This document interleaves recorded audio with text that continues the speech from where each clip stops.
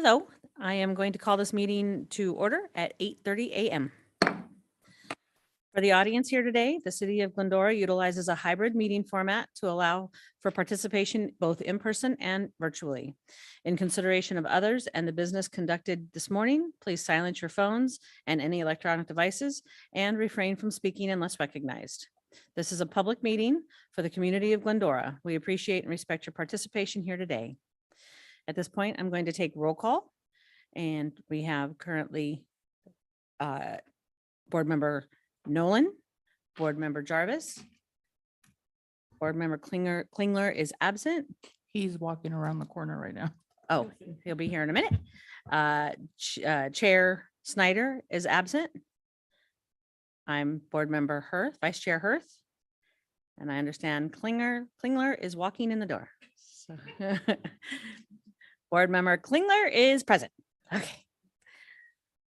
And we'll let him get up here and then we will please stand and face the flag for the Pledge of Allegiance. Did you select somebody or are you going to do the pledge? Okay, sure. All right. Stand. I pledge allegiance to the flag of the United States of America and to the republic for which it stands, one nation, under God, indivisible, with liberty and justice for all.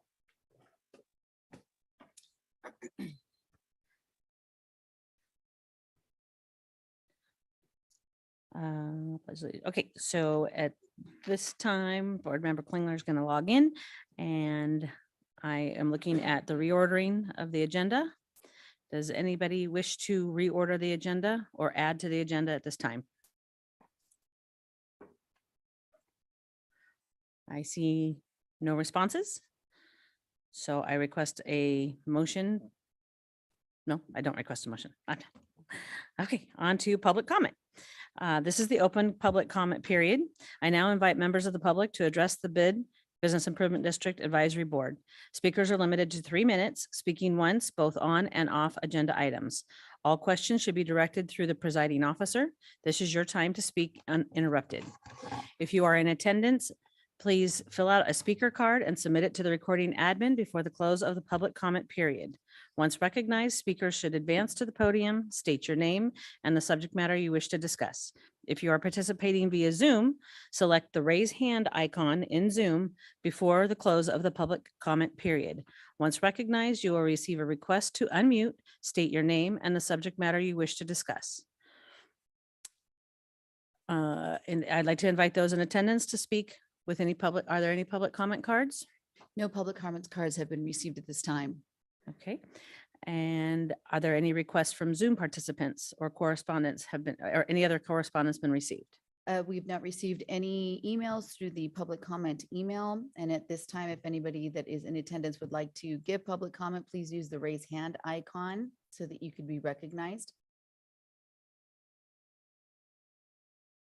We received no requests via the Zoom participants to give public comment at this time.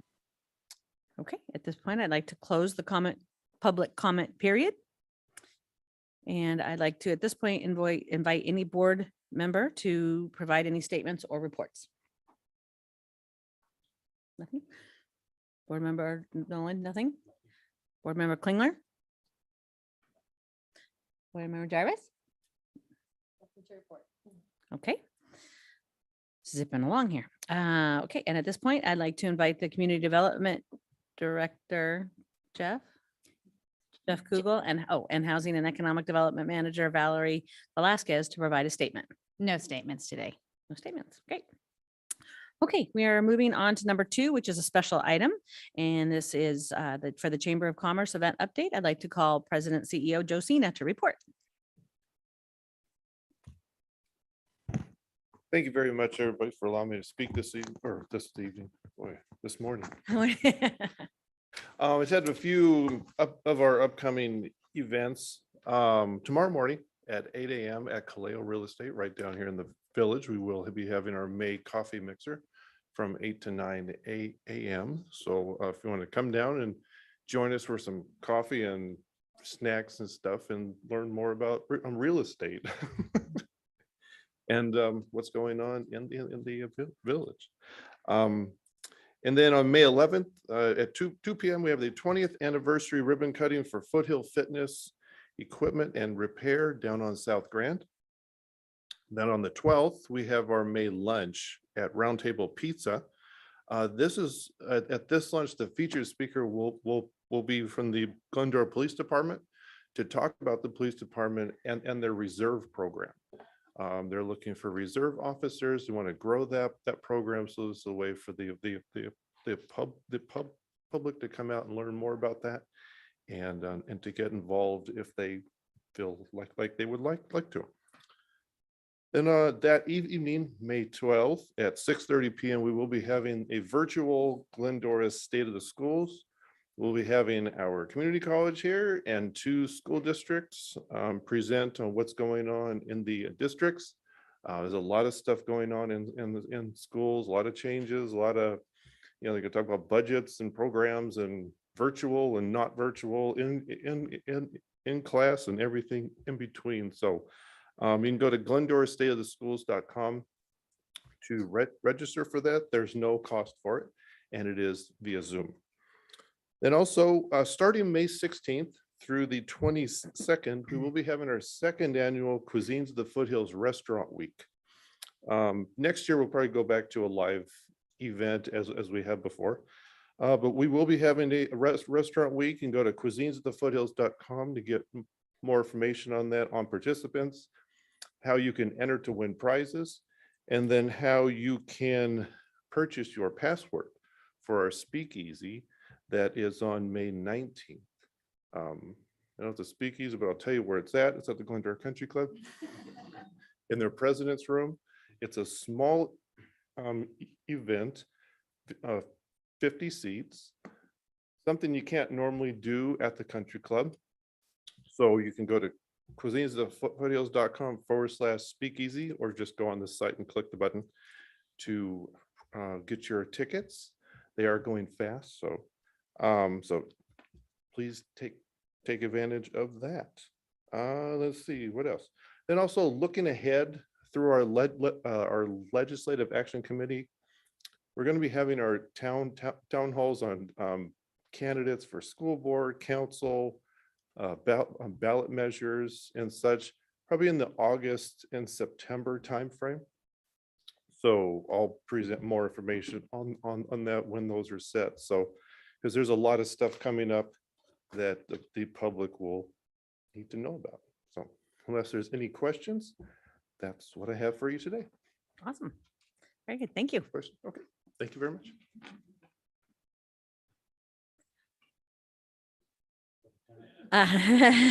Wow, as if he knew it was coming. I am so sorry about that. That's okay. And on to special item number 3. This is the Mead Avenue and Bus Plaza Improvement Design, and I'd like to call on Transportation Manager Stephen Matier Yeah. to report. Thank you so much. Yeah, so the item before you is an update on the Mead Avenue design. As you might recall, a few months ago, we've been working on conceptual plans and designs for both Mead Avenue and the Bus Plaza. So we'll be presenting more refined plans to you today to give you a sense of really where we're going now, and I think some high level costs of where we're at with it. Next slide, please. Just as a background, the city during the pandemic closed off portions of West Meada and East Meada, between really Vista Bonita and Vermont. And also, we were looking at the Bus Plaza, which is that public park that's in between, as you see right there on the green in the bottom. And the idea here is that now with restrictions lifting, this is an opportunity to look at repurposing some of our underutilized streets for more public space, which, as we know, it's very hard to come by public space in cities that are built out like Glendora. So this is a really opportunity for us to add more public space and really create a central square in the village. Next slide. And this is a very hard to read, but this is just to give you kind of a legend, key, and quantities of what we're looking at in here. So we'll skip through the slide quickly. And so with the West Meada, that's between Frisella's and Sushi and I. And the idea here is this would be more of a play area with public games, outdoor dining, and you see some shade sails and lighting here. Next slide. So this is the color. So we're thinking here is to use thermoplastic paint on the street. That creates a nice kind of vibrant streetscape instead of just a traditional asphalt. And you can do paint patterns as you see here. The idea is on the blue side, we would be painting in the areas like the chess, cornhole boards, and Foursquare area. That way, it's permanently there. And then on the right side with the green, that is where the outdoor dining section would be. And we have a geometric pattern here. These aren't the set patterns, but this is what our designer thought would be a nice kind of eye-catching design on the ground. Next slide. Then overlaid on that, this is the outdoor dining and game area. So number 8 is like an outdoor mini golf course, we're thinking. 1 is cornhole. I think 7 is ping pong. 2 is the chess. You see there planters that kind of divide the area a little bit so that, if you're eating, you don't get a cornhole thrown at your table. And same with a golf ball. And the idea here, that kind of breaks up the space, right? So you have a clearly defined area for games and a clearly defined area for, dining. The pink area, those are benches or picnic tables that we're thinking, and then those would be framed by planters, as you see here. And then number 23, those are the existing planters that we have out on Mead Avenue right now. And actually, we're thinking about pushing those planters to the other side of that crosswalk. So it would actually give us a little more space and actually make it also more ADA accessible, so that we don't have to build any ramps down. So that's kind of another design that we're thinking here of adjusting. Number 5 would be additional, planters to add some more tree coverage to that area. Next slide.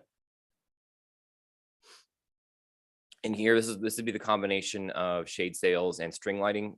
So we would be mounting poles into the sidewalk, and then we'd be layering string lighting, and then on top of that would be the shade sail. That'll provide sufficient shade during the day and at nighttime so that people can sit there comfortably and have light while they're eating. Next slide. On East Mead Avenue, this is one I think is really interesting. This is going to be more of a lounge and kind of a children's maze area. And this will be a fun area for kids to kind of, explore. And then also parents can sit, either have ice cream together or, once a new tenant comes into the old T. Phillips place, have a drink, have dinner, watch their kids play a little bit. We're also thinking about adding a fire pit here for people to, also have a nice relaxing area to hang out. Next slide. So here's the pattern. We're thinking of circles here, as this is a more typical paint scheme in these kind of outdoor plazas. Again, these can be changed or adjusted, but this is what we're thinking for right now. Next slide. And this is the layout. So on the left is the planter maze, and those are made out of like steel planters, and you can arrange them to make kind of like a hedgerow. And the idea here is that would be framed by cafe seating with umbrellas. So similar to the umbrellas that we have on Glendora Avenue right now. Number 12 is a parklet. So similar to what we have on Glendora Avenue. This one would be so Vestra makes prefabricated parklets and they have them prearranged. So this one would be more like a bar seating area. So it would be, high chairs with a excuse me, a table on top. And then also include a planter on the side. On the top there, number 4, that's the area where we would reuse our benches that we have out there right now and frame fire pits around there. Again, that would have shade umbrellas. Number 20 is bike parking. We're thinking about actually flipping the bike parking to Glendora Avenue side. That way people that are on bikes can easily just get in instead of having to walk their bike through the plaza or down the sidewalk. Again, we also be pushing those planters just to the outside of that crosswalk. Next slide.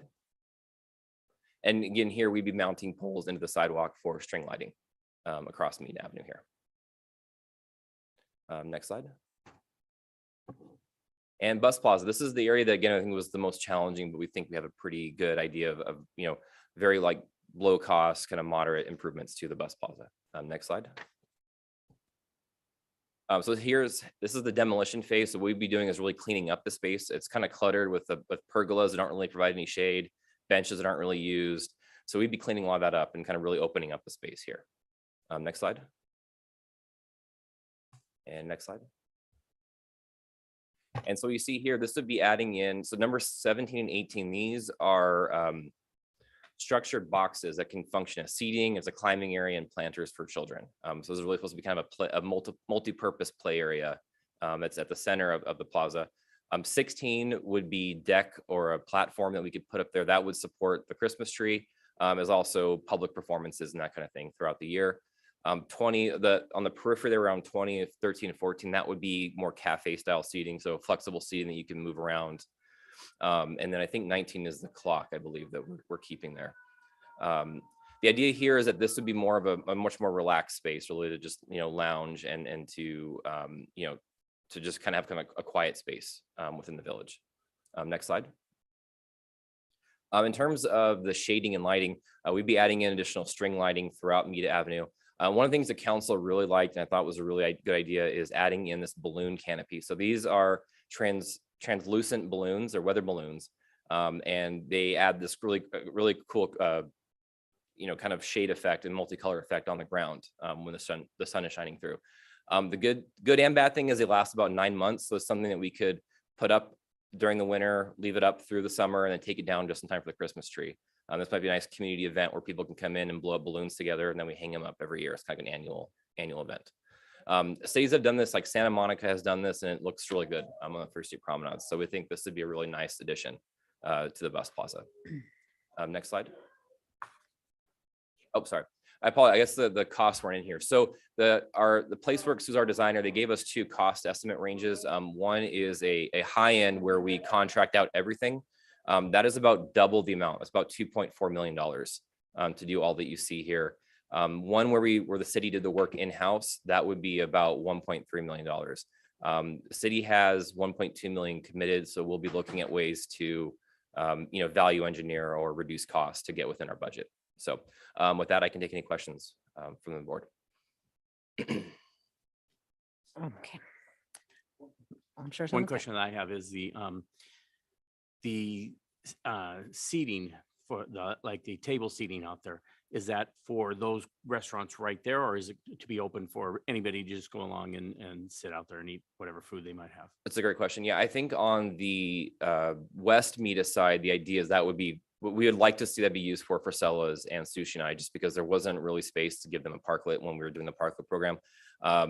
If neither restaurant is interested in that, then we could leave it open for public seating. Similarly, on the side with on East Mita, we would need to talk to the new restaurant coming in to see if they're interested in that. I mean, ideally, we have a partnership with the restaurants or the bid, in managing the operation of the plazas. Who would be responsible for maintaining, cleaning tables? I'm assuming there's going to be equipment for the chessboard and the Right. golf thing. And so how does that whole? Yeah, it's a process great work? question. Yeah, we are still working on that because that's something that the city can't do by itself. So we would be looking for ways to partner either with the bid restaurants on that. And one of the things that we can consider doing is part of our outdoor dining permit, similar with the parklets. If their restaurants have exclusive, use of those tables, they could be responsible for maintenance, similar to how we have with the parklets. The city does maintain, does have, trash pickup. We do watering for landscaping, that kind of thing. So I think we'd be working out those details, once we get closer to construction. Yeah, because the city is watering and that type, that's not something that's hourly. I mean, if No. somebody sits down at those tables and those tables get messy, and especially in light of what we've just come out of, I mean, things need to be wiped down, things, cleaned up, people Yeah. spill ketchup or whatever. I mean, somebody needs to maintain that. And if the restaurants that are there are going to use that makes sense that they would maintain those. But Mhm. for some of it, for example, the bus plaza, there's no restaurants there. True. So who's going to maintain those cafe tables? And Mhm. and I saw some pictures. I don't know if those are what you're thinking, but I mean, what's going to prevent those from walking away? I mean, Yeah. that's the other. Yeah, point that's, and then, luckily Placeworks, who's our designer, they're working on a white paper for us on best ways to manage these spaces. So that what other cities have done and what their successes and challenges have been. So that'll help kind of guide our policy. And that's something we'll bring back to the bid and also council for approval on, is our management plan. Okay. And I'll just throw in, because Valerie gets this from me all the time, is the street parking on Mita on both sides. There's no painted lines on Mita. So the Okay. car, and then they took away a couple of spots to add some of the handicap spots. People just park all willy-nilly in there. And I mean, when there's times I'm like, okay, we could probably get 3 more cars on the street if people knew where they needed to park, so if there was a way to get lines painted, those little, like, park within these lines and then Sure. park within these lines, I think that would help capitalize on as much parking as possible. No, it's a great so, suggestion. Yeah. and Yeah, we'll take that back. I send her pictures all the time, like, "Ooh, we could get 3 more cars in here. Yes, I know that feeling very well. Yes. Yeah. No, that's a Okay. great suggestion. Thank you. Have you partnered with the community or any outside organizations with the design and stuff for these parklet or these areas yet? Or are these like set in stone? No, this is really the first time that we're presenting these concrete plans to anyone. So they're still fluid. Yes, yeah, these are just these are the more detailed concepts. So taking those boxes that we had about, a few months ago, this is really kind of now filling in those boxes with what we mean by, like a play area or, outdoor dining. Okay. Yeah. So I mean, if there's specific comments, this is a great time to tell us, because then we could take this back to our designer. Well, my concern is, I mean, it's all very modern. It's all very pretty. Will it fit into our downtown area? Like, it seems like it'd be like these very like cartoonish sort of areas right in the middle of our downtown. Like, I mean, with the colors and everything, like, I understand that the city's looking for more coordination with the restaurants and the parklets for color and seating areas and stuff. So I was just wondering how that's going to fit into Mhm. what the city has planned and so. Yeah, no, it's a great. I mean, from an aesthetic standpoint, we looked at using Vestra products, because that way it would match what we have out there right now, which I think Vestra matches our village really well. I mean, it has that kind of industrial farm chic, I guess. I'm not sure. I'm not really, that's not my total area of expertise, but I think it really matches what we have in the village. So we wouldn't be doing anything that's, like super avant-garde or, way out there, interpretive art pieces kind of thing. I mean, we really want to have stuff that's our goal really is to have things that are functional and are durable and last a long time. And so, that's why things like Vestra were attractive to us, because as we've seen, they've held up, despite rain, heat, dry weather. And also with the benches that we have out there, I mean, I've seen people move them and they're not really damaged, which is a good sign. That's kind of what we want to see, is that despite heavy use, they're not degrading. So really that's the forefront of our mind really is more on the quality necessarily than, a particular aesthetic look. But no, it's a good point. We don't want something that just stands out and they're like, oh, that's an eyesore. So I hear you on that one. Other questions? So and the timing on this is? So we'll be going to council in June with asking to move into final design for these plans, and also to look at, ways to align the project scope with our budget that we have. So I would say probably no later than Christmas is at least to get some of this early stuff done. If there's more intensive work, like with the bus plaza, for example, that could take longer depending on bidding and costs that we have to do. And also the supply chain that we have to deal with, getting these things and delivered. Right. And then the fact, the stroll, of course, that hits in Right. November. So we want to be done. We're trying to time it so that we're done before major events like the stroll. We're not like tearing, we're not working in the middle of the Christmas tree lighting, Right. Right. And it was like a Halloween, and then the stroll, 3 weeks later, somewhere around there. And then, of course, then we're full on holidays. So, Exactly. yeah. Okay. Yeah. Our goal is to not be in the way. Okay. Yeah. That would be good. Yeah. Sorry, so this is scheduled for this year. We'd like to, yeah, luckily, like especially the stuff with Mead, the most intense thing is doing the, placing in the poles and then the thermoplastic paint on the street. Otherwise, it's just placing furniture. It's not that long of a construction timeline. The bus plaza, there is more construction that would take longer to do. Okay, well, I thought we were gonna have more time, but I'll mention this now. My concern with the 2 MEDA projects is flooding there. Flooding. Okay. Yes, when it rains, it floods in those areas. And I was hoping that maybe we could have something raised. So Mm. people have a hard time crossing the street even.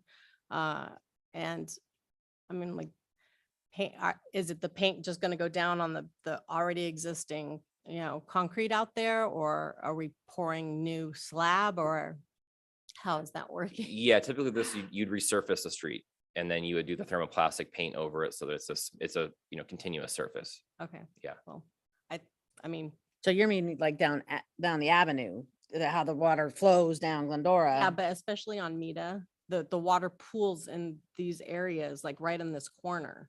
And Oh, I there's no see. like Right. drainage there. So a lot of times people have trouble even getting out of their cars because there's just like Oh, pools. right there, yeah. Yeah. I think Yeah. that's a lot on the of east side water. of the street, because the water flow on the east side is much heavier than on the west. side. Right. Yeah, I know Higher drainage. curbs over there, Yeah, too. drainage is absolutely an issue because I know Public Works has been working on what they call a green street. So that's using more stormwater capture north of the village, in the village, and then just south of it to reduce ponding and flooding. Because I know when I first started here, I remember I walked out in the village and I was like, oh my, like up to my ankle almost. Right. So yeah, I think, long term, we are focused on dealing with that, because that's not just an issue to just this area, it's throughout the village. But as of right now, that's further along and a much more involved project than I think they have money for at this point. But it's not something we're not aware of or not trying to mitigate. It never rains in Southern California Right. until it does. Until it does. And then it really does. Okay, anybody else? Questions? Okay, All right. great. Thank you all. Appreciate it. Exciting. Okay, on to number 4, which is the consent calendar. And that's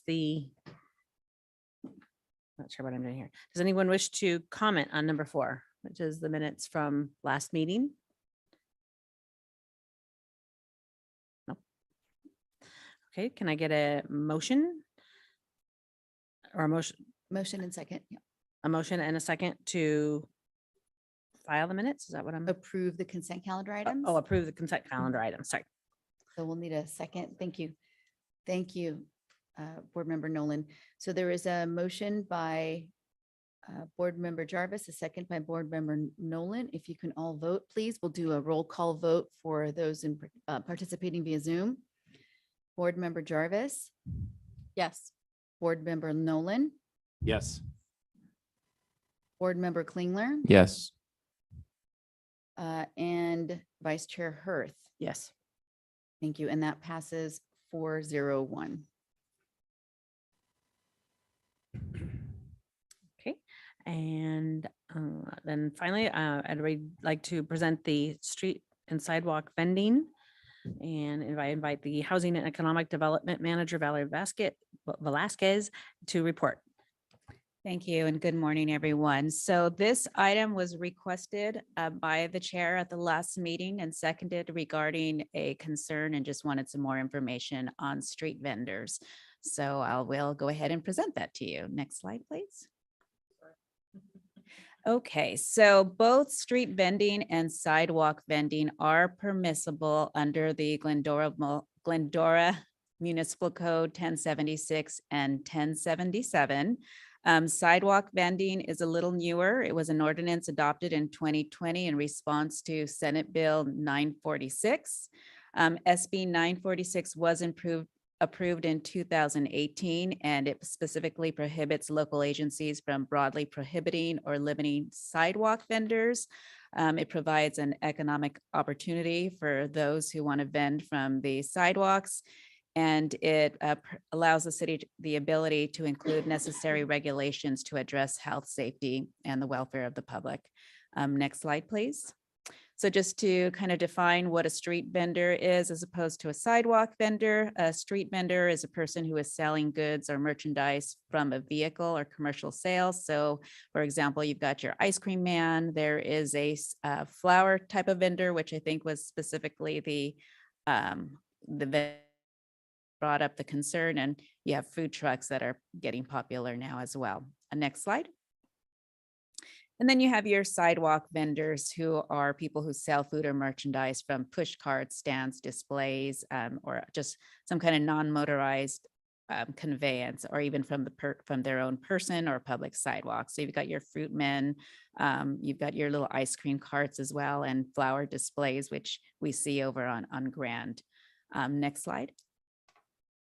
So for both of these, there is a permit required. They require an application for each type, both street and sidewalk. Those permits, once approved, provide for conditions for operating requirements, prohibited activities, and then they give way and define penalties that are involved. Next slide. So the application for the street vendor requires several items. They've got to provide an ID for themselves, their personal person, as well as a description of the vehicle. They do undergo fingerprinting and a criminal background check. There's the insurance and an application fee. And then each time they're required to renew their permit every year. It's valid for 1 year. And vendors are issued an ID card with a vendor photo, so they can always submit that if there's question whether or not they have a permit. In regards to regulations and operating requirements, they do, if they're selling food, they have to have their health sticker from the LA County Department of Public Health. And then they are allowed to operate Monday through Friday, 8 a.m. to 6 p.m., Saturday, Sunday, and holidays between 10 a.m. and 6 p.m. Next slide. So street vending, they are prohibited from illegal parking or parking that impedes the flow of traffic. They must be parked adjacent to a curb. And that's an interesting point because basically that means they can't actually park in the village because you've got the diagonal parking. They have to be adjacent to a curb. So I believe she had mentioned they were north of Bennett or north of Bennett, which would make sense because then you can park adjacent to the curb again. They've got to operate within their regulated hours and can't be within 1,000 feet from a school. Remedies for violation and revocation of permit. If they are in violation, they would have to discontinue vending or vacate the premises. If they fail to stop, we can impound their property. And if their permit is revoked, then they can't reapply for 1 year. Next slide. So sidewalk vending, similar, there is an application permit. They are permitted to vend on public sidewalks and walkways. Their application requires a vendor ID, a description of their vendor cart. They also need to have approvals from the LA County Health where food is sold. They need to provide an insurance and application fee. And again, the permits are valid for 1 year. And there are requirements for the size. They have to be limited to 3 feet in height, width, and depth. And they also have to have trash available, and they can't throw their trash into city trash cans. Next slide. So they are stationary and they have to, again, as I think we already mentioned, they have to be on sidewalks, and there has to be a minimum 8-foot width so that you make sure that they still have an accessible pathway. They can't have any amplification, and their hours of operation within a residential area are Monday through Friday, 8 to 6, Saturday, Sunday, and holidays from 10 a.m. to 6 p.m. And in commercial areas, 8 to 9, or is consistent with operation of businesses within that area. Next slide.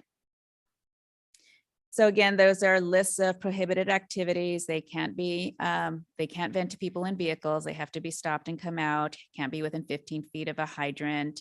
They have to have that 8-foot width of a sidewalk. And then you could just go on to see the different prohibited activities in there. And again, there are penalties for violations. And this is part of SB 946, where their permit can't be revoked until the 4th violation within a 1-year period. And that's in compliance with the state law. Next slide. So just to give you an idea of what we have right now, there's not very many. There are 2 active permitted street vendors. We do have one ice cream truck and 1 flower vendor. And then for the sidewalk vendors, we just have 1 active permitted sidewalk vendor for flowers. 3 have recently expired, so they may renew, but there's not too many, but we do have a few that are permitted. Next slide. And that's it. So if you guys have any questions, I'll try to answer them. If not, this is a receive and file report, just providing you guys with some information Are these vendors, they can go anywhere in the city? within the city. So one day they could be in one spot, the next day they could be in another. Then Correct. Oh, sorry. Okay. Correct. And do we know if either of these flower people were the ones she was referring to? I don't know. She didn't say what name they were, so I don't know, but she did mention that they did have a permit. Oh, So okay. I believe she did say that at the last meeting.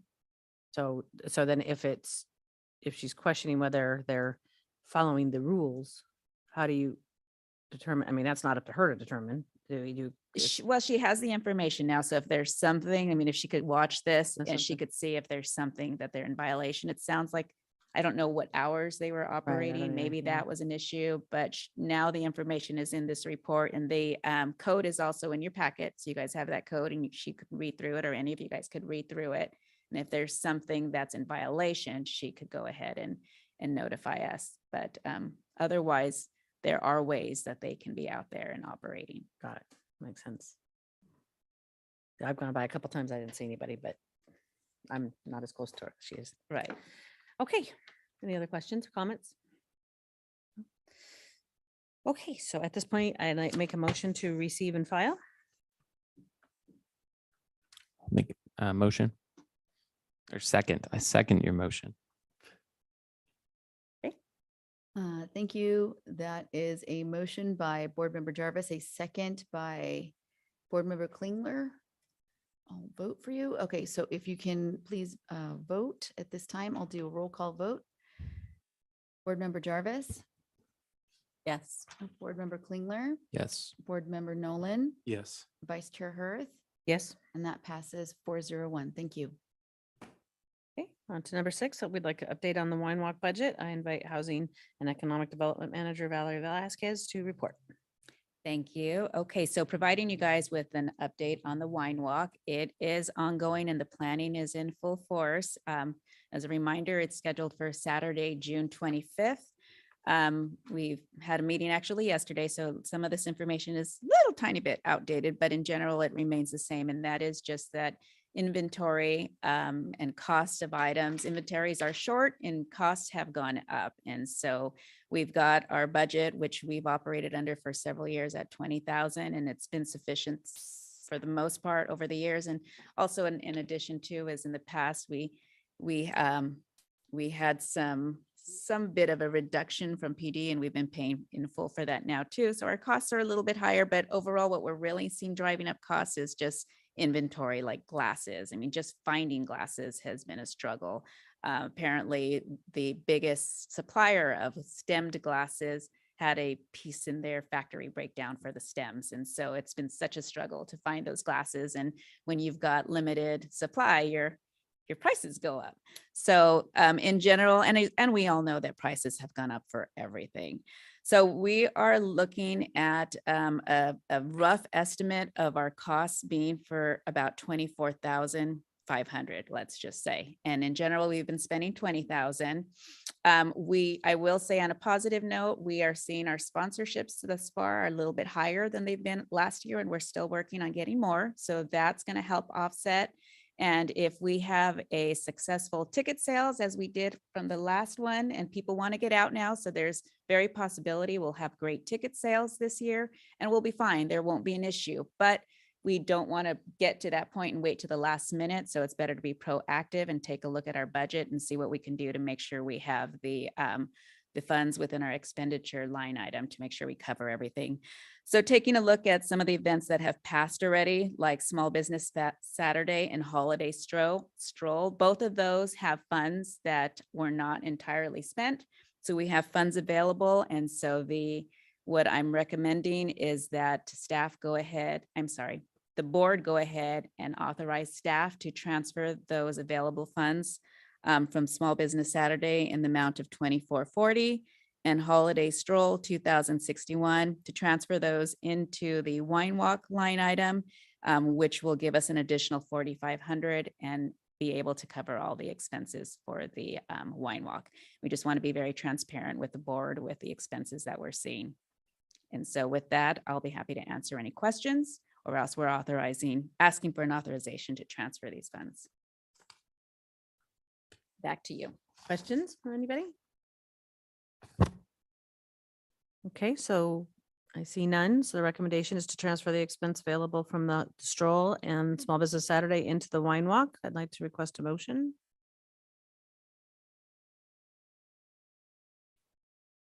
I make a motion.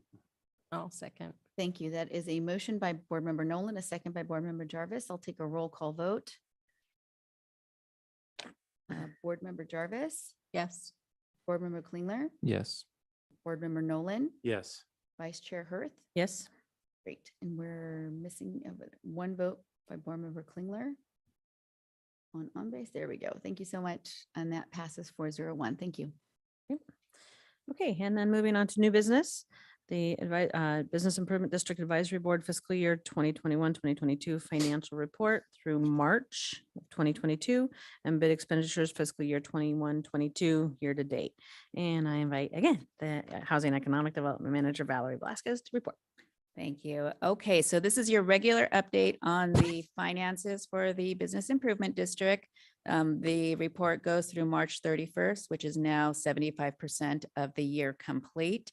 So you can take a look at where we're at. So far, the revenues that have come in are at 34,079. Again, much of the revenues come from the wine walk. So we will see that update at the end of the fiscal year because that's going to be June 25th. Expenditures are at 36,881, slightly above revenues. But again, we had planned that from the start, if you look at the lines in your attachment. And in addition to that, we've got attachment B, which will give you a line item of every expense the BID has incurred thus far. So if you have any questions, I'll be happy to answer, but otherwise everything seems to be pretty much in order and as expected and planned. Questions, comments? Okay, recommendation is to receive and file the report.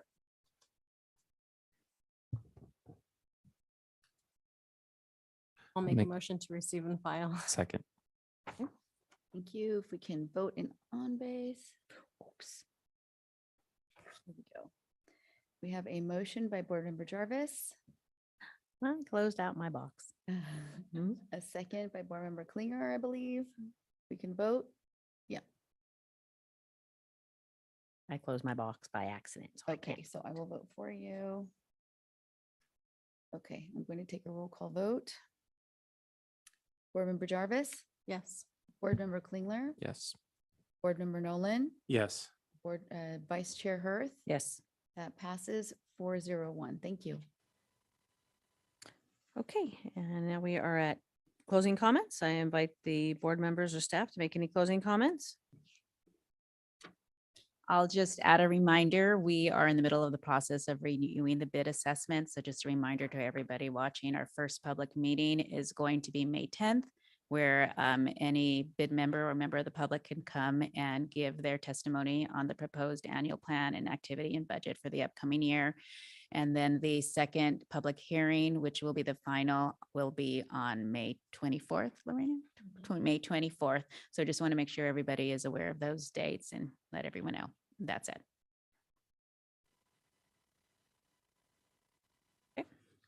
Anyone else? It is 9:12 and this meeting is